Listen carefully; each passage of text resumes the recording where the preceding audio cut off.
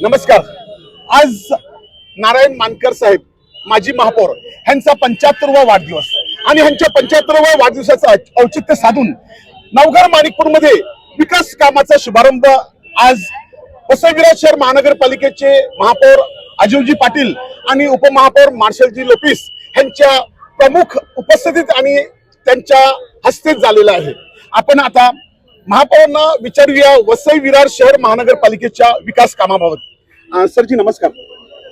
Sir, आता आपण महापौर पदावर बसलेले आहात आणि नवघर माणिकपूरला आता नव्याने कामाला शुभारंभ झालेला आहे. तुम्ही नवघर माणिकपूर आणि वसई विरार मध्ये कशा प्रकारे विकासाची गंगा चालू करणार आहात? बघा, आज आताच उद्घाटन झालंय.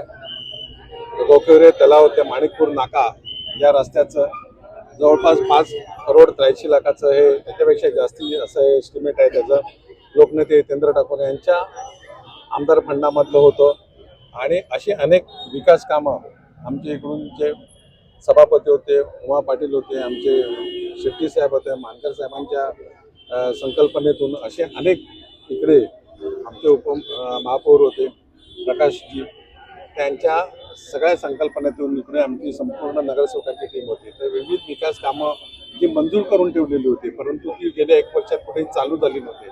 परंतु आता कुठेतरी त्याला सुरुवात झालेली आहे. असंख्य विकास कामं या वसई स्टेशन एरियामध्ये प्रस्तावित आहेत आणि ती कशी करून 1 वर्षात पूर्ण करण्याचा आमचा प्रयत्न आहे. या ठिकाणी ट्रॅफिकचा देखील फार मोठा इथे प्रॉब्लेम असतो. त्यासाठी तुम्ही इथे काही पूल, ब्रिज, रोडवर या रहदारीला अडथळा येऊ नये म्हणून रोडवर ब्रिज हे प्रस्तावित आहे. खरं म्हणजे ते एवढा चालू व्हायला पाहिजे होतं. लोकनेते हितेंद्र ठाकूर यांच्या कार्यकाळामध्ये मंजूर झालेले होते, परंतु काही कारणामुळे 1 वर्ष ते का केले नाही ते मला माहीत नाही. परंतु आज आम्ही पाठपुरावा चालू केलेला आहे आणि लवकरात लवकर या वसई तालुक्यामध्ये 7 ते 8 ठिकाणी असे रोडवर ब्रिज होतील, जेणेकरून रहदारीचा अडथळा राहणार नाही. स्टेशन परिसरामध्ये जेव्हा ह्या परिसरातील लोक जेव्हा जातात तेव्हा त्यांना पार्किंगची सोय नसल्यामुळे त्या ठिकाणची त्यांचे गाड्या, ज्या 2 व्हीलर किंवा काही दुसऱ्या गाड्या आहेत त्या टोईंग होत असतात. त्यांच्यासाठी तुमचा काही संकल्प? संपूर्ण स्टेशन एरियामध्ये स्टॅटिस प्रकल्प राबवला जाणार आहे. येत्या महासभेमध्ये त्याचा तुम्हाला प्रत्यय येईलच.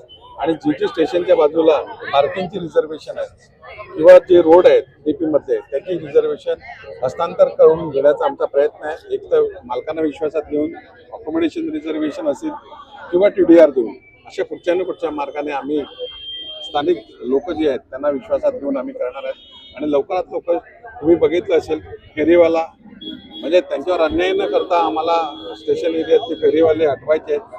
बरोबर आहे, ते करत असताना त्यांच्यासाठी देखील सोय केली जाणार आहे.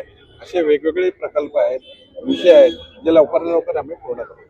तर महापौरांचं स्पष्ट म्हणणं आहे की इकडच्या लोकांना सेवा झाली पाहिजे आणि त्यासोबतच जे काही फेरीवाले आहेत त्यांच्यासाठी देखील आम्ही नवीन आता वेगळं धोरण अवलंबिलेलं आहे, जेणेकरून फेरीवाल्याला त्रास होणार नाही आणि येण्या जाणाऱ्या लोकांना व्यवस्थितरित्या प्रवास करता येईल. वसई लाईव्ह न्यूजसाठी दिलीप डाबरे, अब्दुल कलाम. नमस्कार.